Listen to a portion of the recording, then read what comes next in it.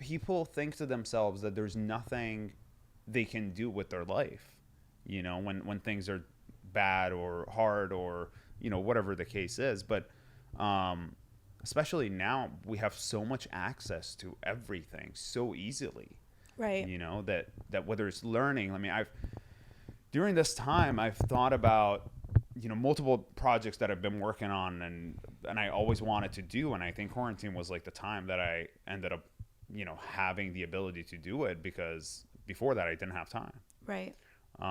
Yeah, same. I was like working 2 jobs before, and now they were restaurant jobs. Now I'm like, well, I can just be an artist full time, go to the studio, work out, make clothes. I'm like, do whatever. Yeah. Yeah. But I think when people get thrown into it, because it's easy to complain about not having something, thinking that you'll never get it. Wow. You know? Yeah. Yeah.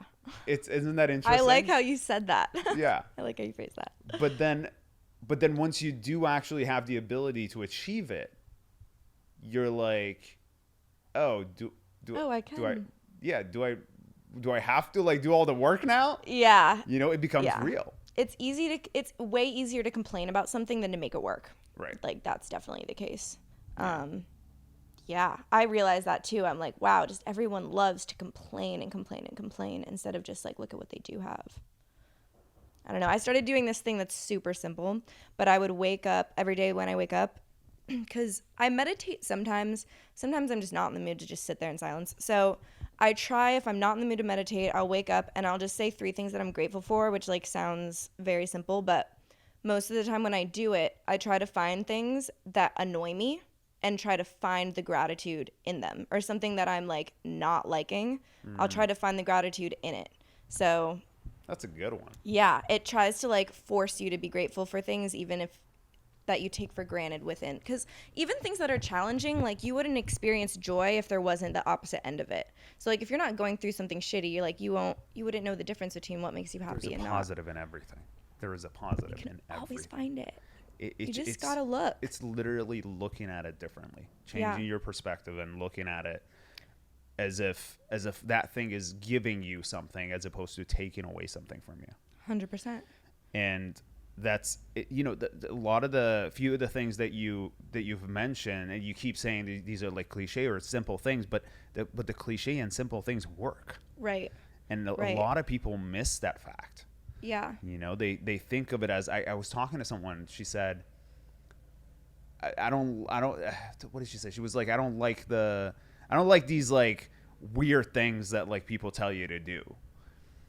And all I was thinking to myself was, these are things that have been proven to work for people. Right. You know, who struggle from anxiety, who struggle from there's a reason. Stress, you know? Yeah. Like they actually it almost seemed too simple, because like I did go through a year where I was like really, really depressed, but I didn't really tell people because I'm so like bubbly and whatever. Like I'd be fine when I was around people, and at home I'd be like a wreck. But it just almost seems too easy. They're like, oh, well, just love yourself. And you're like, well, what the fuck does that mean? Like, love myself? Like, okay, how? Like, and there's not a step by step. But then I realized loving myself is not like doing face masks and like going shopping and like splurging on myself. That is a form of self-love, I guess. But I feel like self-love is more like being honest with yourself about like your rights and your wrongs and just constantly working to be better. And it's loving yourself isn't always feel happy, but it's benefiting you for the long run, if that makes sense. Yeah. And yeah, I just try to look at the bigger picture, because sometimes you can go through something like really traumatic or shitty and you don't know why it's happening to you, and it's so easy to see all the negatives, but like maybe 5 years from then you'll be like, oh, that's why I went through that, and then it makes sense later on, and it's not always an immediate give and take, but eventually like everything leads you to where you need to be. I just believe in that, because if you don't believe in that, then like really probably, I don't know, there's like no hope. If you don't look at the world like that, then you could just look at it as like, oh, what, you live and you die, and it's like, okay, well, yeah, or you could make the most of your experience here. You know, so yeah, I mean, believing is everything, right? Without it we've got nothing. Faith is important.